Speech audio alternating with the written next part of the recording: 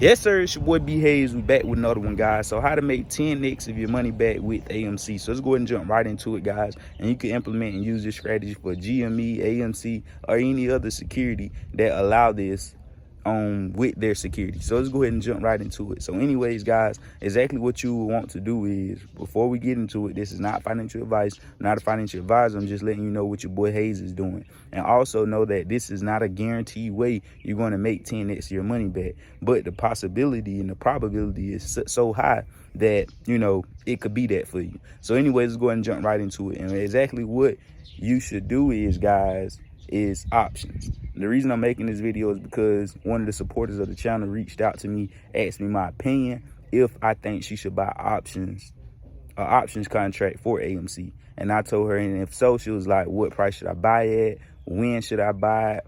And all these other things. And also, once I answered it, she was like, well, I basically told her you want to buy near end of consolidation, so you won't have to have no expiration date that's so far out. That's what it costs you more on the premium side. So she was saying, well, how did you want to know when it's at the end of consolidation or whatnot? And basically, like I say, guys, nobody knows. It's not a correct science on this thing. I don't have the magic button to just make the market do what I want to do.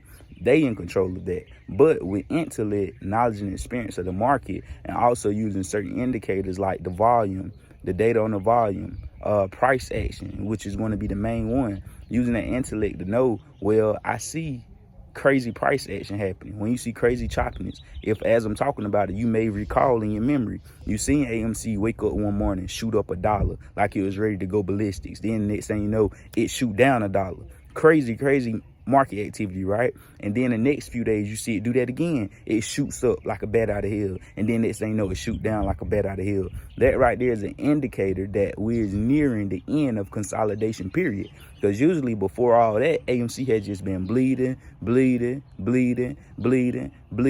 falling. And when it go up, it'll peak up like that, just a little bit, and then falling. As soon as it's near end of consolidation, the end of it, it's going to fall like it did, but then it's going to start having crazy choppy movements. It'll shoot up like a bat out of hell, shoot down like a bat out of hell, shoot up, shoot down, before it actually shoot up and leave you behind. So that's my take on it. That's how, also more indicators.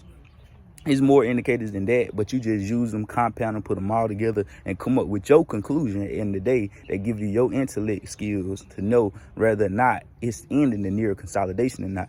And sometimes I even be wrong with my intellect, meaning the market is made to try and confuse you, to try and have you, not knowing what's going to happen next. So that's why you always got to use reverse psychology and think outside of the box. Sometimes what you're thinking, think the opposite, and you're going to be right. But anyways, that's free game. But anyways, guys, let's go ahead and continue with exactly, I be freestyling, trying to get all my thoughts out to you and trying to remember what she said, because I ain't got my iPad to read back on it. But anyways, that's how you could know the near consolidation. Another thing she asked was the expiration date. A lot of people want to know, how long should I put the contract out for? It all depends. My take, do whatever you please, and everybody's different. And not just saying what I say is the right way. You could come up with opposite of what I say, and it could work for you. So understand that. But anyways, guys, my take on it is, if I set an expiration date out on a contract for extended period of time, meaning months and months, or even a year, like some people do, it's going to have to be a quality company that I believe in that much in order to set an expiration date months and years out at a time. Because the premium on that contract is going to be so expensive that I better almost know 100% guaranteed that I'm going to make my money back. You get what I'm saying? So that's why me personally, my strategy, and listen, it's going to be times where I do that. I'm going to make, $50,000, $100,000 off a play because I foresee it out for a couple months or a year or so. And that's once you get the bag all the way up to where you could afford to lose something like that, just in case it don't go your way.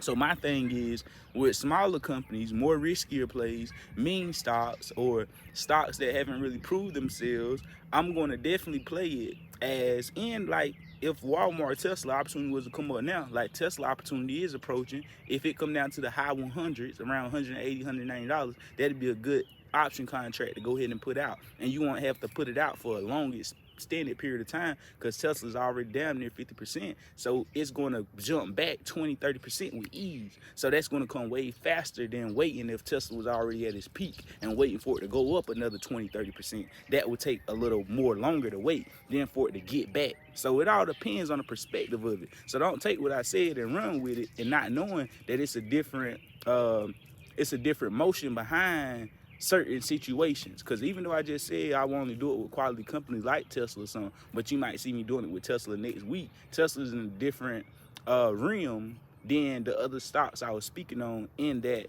particular group, guys. So if a stock is a well-known stock, proving themselves like Tesla, but down over 50%, yes, it's a good time to go ahead and start a contract, you know, put it out for a month or so, however, near the end of consolidation, and, you know, make the money.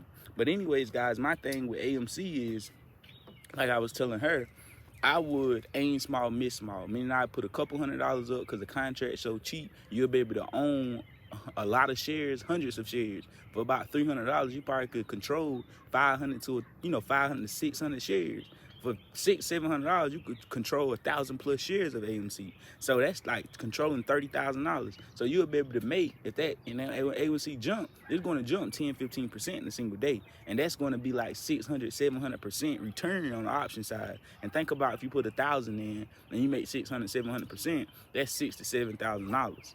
Just like that. So you can take that, rinse and repeat it, because you know you need to sell that contract in the scrimp, because it's going to come right back down, and you buy it again a lesser amount than you bought the first time, just in case it don't go right, and you still saving your profits. And then as it go up, you sell again, and while you still holding on your shares, your overall traditional shares. So you already know, guys, that's my take on it. You already know what to do. Edgewood on Instagram at the Behave Show. I love y'all. Get in VIP, and we gone.